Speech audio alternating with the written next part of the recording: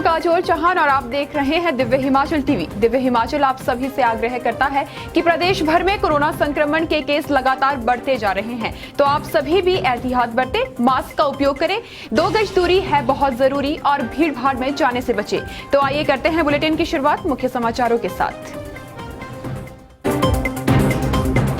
Corona पर नए आदेश, हिमाचल के सभी शिक्षण संस्थान 15 अप्रैल तक बंद।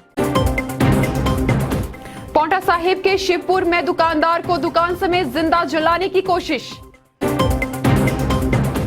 अपने ही विभाग के कर्मचारी की पुलिस ने निर्ममता के साथ कर दी पिटाई, 2 लोग लाइन हाजिर।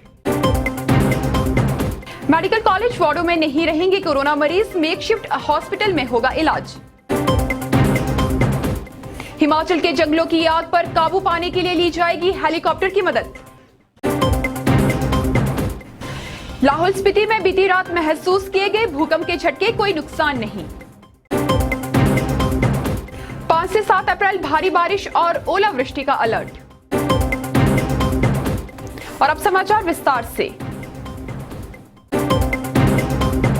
कोरोना अब बेकाबू होने लगा है, हालात फिर से सोचने पर मजबूर करने लगे हैं और सरकार भी असमंजस में है कि इस पर काबू पाने के लिए क्या क्या किया जाए। फिलहाल शिक्षा विभाग ने पहल करते हुए सभी सरकारी और प्राइवेट शिक्षण संस्थानों को 15 अप्रैल तक बंद करने के निर्देश दिए हैं। फिर भी छात्रों को छोड़कर बाकी स्टाफ आता रहेगा। देखिए ये रिपोर्ट। देश और प्रदेश में कोरोना संक्रमण का प्रकोप बढ़ता ही जा रहा है। हिमाचल में भी कोरोना के मामलों में रोजाना इजाफा हो रहा है। कोरोना के बढ़ते मामलों को देखते हुए प्रदेश के सभी शिक्षण संस्थान 15 अप्रैल तक बंद रहेंगे। हालांकि शिक्षक और गैर शिक्षक स्टाफ को 5 अप्रैल से संस्थानों में आना होगा। इस बारे में हिमाचल प्रदेश आपदा प्रबंधन प्रकोष्ठ की ओर से अधिसूचना जारी कर दी गई है।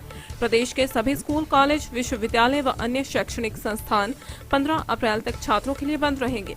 सरकारी स्कूल 15 अप्रैल तक छात्रों के लिए बंद रहेगा, लेकिन बोर्ड परीक्षाओं की तैयारी कर रहे छात्र किसी विषय में अपने डाउट्स क्लियर करने के लिए स्कूल आ सकते हैं। जिन संस्थानों में हॉस्टल चल रहे हैं वे भी बंद नहीं होंगे। जो संस्थान खुले रहेंगे उनको सरकार की कोविड-19 SOP का पालन करना होगा। सरकार और प्रशासन उसी तरह सोया हुआ है जिस तरह नीरव बांसुरी बजा रहा था। सरकार और प्रशासन उसी तरह सोया हुआ है जिस तरह नीरव बांसुरी बजा रहा था और रोम जलकर राख हो रहा था। वरना आप ही सोचिए कि बदमाशों के हौसले इतने बुलंद कैसे हो सकते हैं कि झोपड़ी में सोए हुए आदमी को जिंदा आग के हवाले कर दिया जाए। मामला पांवटा साहिब का है तो वहां के प्रशासन को भी ऐसे लोगों को बिना वक्त गवाए असलियत का पता लगाकर सलाखों के पीछे धकेल देना चाहिए। मामला शुक्रवार की रात का है, आइए जानते हैं पूरी कहानी। पांवटा साहिब के शिवपुर में दुकान में कुछ लोगों ने आग लगाकर एक दुकानदार को जिंदा जलाने का प्रयास किया। बताया जा रहा है कि जिस वक्त यह वारदात हुई उस वक्त दुकान का मालिक अंदर ही सोया हुआ था और दबंगों ने आग लगा दी। आग का पता चलते ही वह जान बचाकर भागा, मगर उसने आरोप लगाया कि जब वह दुकान से बाहर भागा तो 2 लोगों ने उसे आग की लपटों की ओर धक्का देकर जलाने का प्रयास किया। मामले को लेकर पुरवाला थाने में शिकायत दर्ज हुई है। DSP वीर बहादुर ने बताया कि दोषियों को किसी भी सूरत में बख्शा नहीं जाएगा। इन्होंने धमकी दी थी, भाई अगर टूट रहा है तो ठीक है, नहीं हम तेरी झोपड़ी में आग लगा देंगे, सामान उठा के फेंक देंगे। अचानक के मौके पे पुलिस भी आई और मैंने थोड़ा डर गया था मैं, इसलिए जो है मैंने 1100 नंबर पे भी कॉल किया था।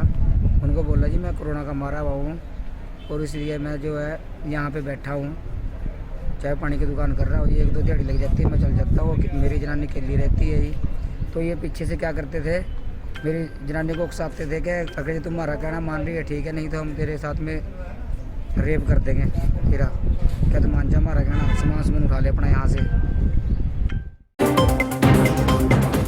अपने ही विभाग के कर्मचारी की निर्मम पिटाई के बाद कांगड़ा के कोटला की पुलिस सुर्खियों में है। मामला जब सोशल मीडिया पर वायरल हुआ तो विभाग के उच्च अधिकारियों के भी तान खड़े हुए। खुद SP कांगड़ा को मामले में हस्तक्षेप करना पड़ा और इसकी जांच के भी आदेश दे डाले। देखते हैं क्या है पूरा मामला।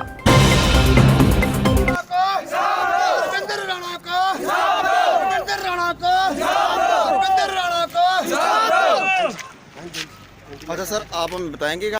सोलन में बतौर पुलिस कांस्टेबल तैनात कर्मचारी को कोटला पुलिस के कर्मियों द्वारा पीट कर घायल करने का एक वीडियो वायरल हुआ है।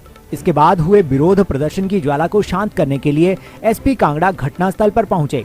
SP विमुक्त रंजन ने घायल की मां और बहन के बयान कलमबद्ध किए और 2 पुलिसकर्मियों को लाइन हाजिर किया। एसपी ने कहा कि मामले की कार्रवाई के लिए डीएसपी ज्वाली को जिम्मा सौंपा गया है और हफ्ते के अंदर उन्हें डिटेल देने के निर्देश दिए हैं। घायल कांस्टेबल की मां ने आरोप लगाया है कि पुलिस ने उनके सामने ही बेटे की निर्मम पिटाई की है, जिससे उसके बेटे की हालत काफी गंभीर हो गई है। पुलिस की इस कार्रवाई से गुस्साए लोगों ने पुलिस चौकी कोटला में जोरदार प्रदर्शन शुरू कर दिया और कोटला बाजार में नारेबाजी भी की।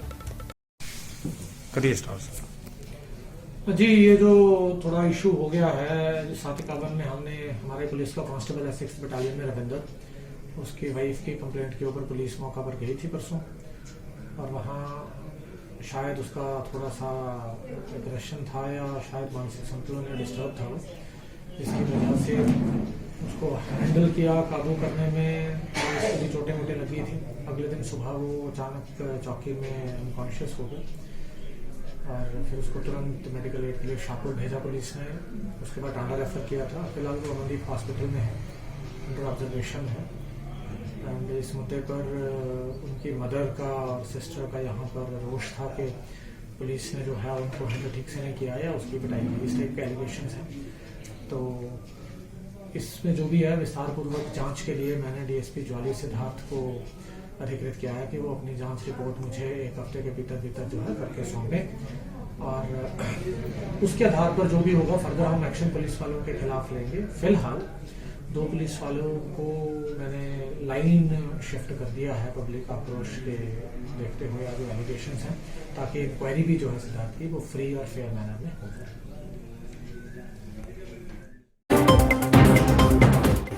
जैसे जैसे कोरोना बढ़ रहा है वैसे वैसे सरकार की चिंता भी बढ़ रही है, लिहाजा हालत को समझते हुए प्रबंधों की कड़ाई से समीक्षा की जा रही है।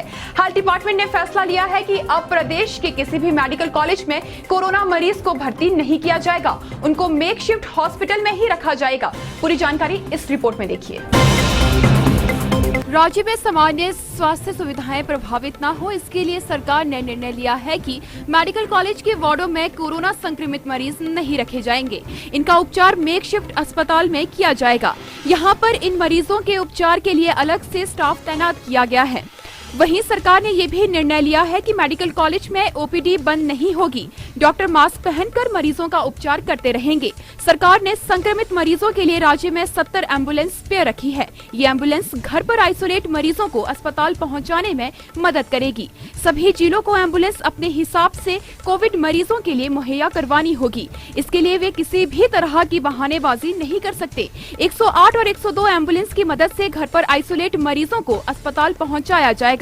बाकायदा घर पर आइसोलेट मरीजों का रोजाना स्वास्थ्य विभाग को हाल पूछना होगा। राज्य में 4 मेकशिफ्ट अस्पताल बनाए जाने हैं, इनमें से 3 बनकर तैयार हो चुके हैं। Nalagarh, Shimla IGMC, Tanda medical college में भी मेकशिफ्ट अस्पताल शुरू हो चुके हैं। दावानल का कहर सर्वत्र कहर ही लाता है। जीव जंतु मारे जाते हैं और वनस्पतियों का भी नाश होता है। इसे संयोग तो कदापि नहीं कहा जा सकता कि बिना मानव के आग हमेशा खुद ही लग जाए। बहरहाल सरकार ने अब जंगलों की आग पर तुरंत काबू पाने के लिए वायुसेना के हेलीकॉप्टर की मदद लेने का मन बनाया है। देखिए इस रिपोर्ट में। प्रदेश के जंगलों को आग से बचाने के लिए वन विभाग वायुसेना के हेलीकॉप्टर की मदद लेगा। वन विभाग की ओर से इस तरह की मदद पहली बार ली जाएगी। इस प्रस्ताव को राज्य आपदा प्रबंधन प्राधिकरण के पास भेजा गया था, जहां से इस पर मुहर लगा दी गई है। हालांकि वायुसेना को जब मदद के लिए पत्राचार किया जाएगा तो वे अपने हिसाब से हेलीकॉप्टर मुहैया करवाएगी। वन विभाग के सूत्र बताते हैं कि उत्तर प्रदेश के सहारनपुर के सरसावा स्टेशन से वायु सेवा का हेलीकॉप्टर हिमाचल के जंगलों की आग बुझाने आएगा। गौरतलब है कि प्रदेश में दुर्गम क्षेत्रों में वनों की आग बुझाना एक बड़ी चुनौती है, पर इसका एक बड़ा कारण समय पर अग्निशमन की गाड़ियों का न पहुंच पाना है। गाड़ियों के समय पर न पहुंचने से अमूल्य वन संपदा नष्ट हो जाती है। भीषण आग लगने की सूरत में इस हेलीकॉप्टर का इस्तेमाल ऐसी जगह होगा जहां फायर ब्रिगेड की सेवाएं संभव नहीं है या फिर वन विभाग का स्टाफ नहीं पहुंच सकता। आम आदमी के लिए धरती का हिलना कौतूहल का विषय हो सकता है, लेकिन साइंस इसे किसी और ही रूप में देखती है। बहरहाल भूकंप का आना किसी भी रूप में लाभकारी नहीं माना जा सकता। बीती रात जब लाहौल स्पीति में भूकंप के झटके आए तो सभी लोग सहम गए। इस रिपोर्ट में देखिए। लाहौल स्पीति में बीती रात भूकंप के झटके महसूस किए गए। शुक्रवार रात 10:20 पर जमीन के थरथराने से लोग सहम उठे और घरों से बाहर निकल आए। बहरहाल किसी भी तरह के नुकसान की सूचना नहीं है। रिक्टर स्केल पर इसकी तीव्रता 3.0 मापी गई।